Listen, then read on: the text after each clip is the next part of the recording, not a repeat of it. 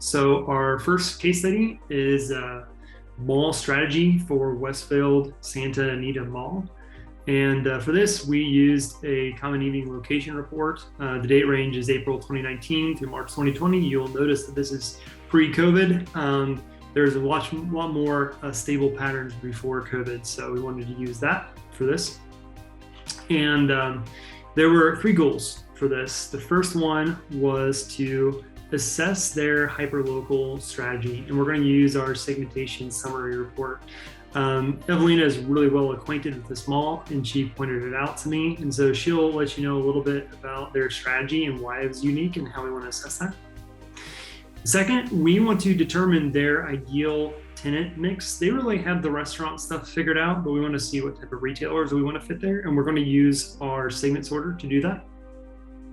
And third, we want to activate marketing audiences for the events they run. So we looked at their Facebook page. They're running a lot of events, and we just want to make sure that those are hitting the right people that would be very interested in that based on their visitation patterns. So we'll walk through that as well. Evelina, you're familiar with this location. What can you tell us about it? Yeah, so when we were brainstorming about what locations to look at, I always actually pick Westfield Santa Anita Mall because I think it's a fascinating history that it's had. So it's located in Arcadia, California, which some would dub like the Beverly Hills of the Asian community. And it's an area that I also grew up in, not the Beverly Hills part, but out in the outskirts of this area. And as a kid, this mall looked very different than what it is now. And basically back in 2007, they really rethought what their strategy is for tenants to this mall, as well as events and what they want here to be much more hyper local and reflective of the community. So we started to see more Asian oriented retailers, because this is a very predominantly Asian community. We also saw eateries that were not your usual name brand. So as you see here in the visual, there's a hot pot place, one of the most popular ones in Asia, that opened up in this location. So I really applaud Westfield for really looking at what their area, what the market that they are serving, and building a community, a mall that really reflects that. So diving into this with Leiden, I was curious to see, from what I see on the outside, it looks like they are serving the community, they are getting the target audience in the area, but it always goes down, like, what does the data show?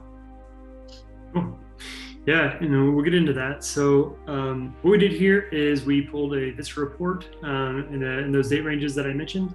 We ran it through the personalized segmentation, and that created a segment summary report. And we're going to look at the top segments as far as percentage visitation to this mall.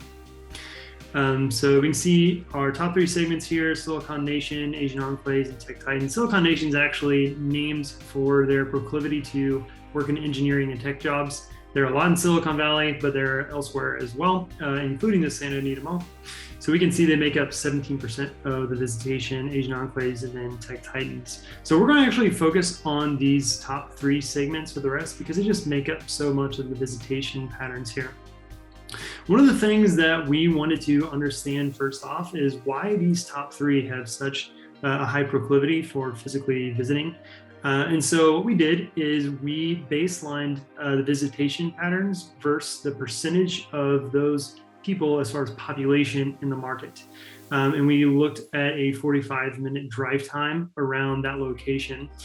So to get an index here, we just simply took the visits divided by the total percentage of the market to get an affinity index. So what we learned is these top three are 3 times as likely versus the local population to physically show up at this mall. And what is unique about the top three?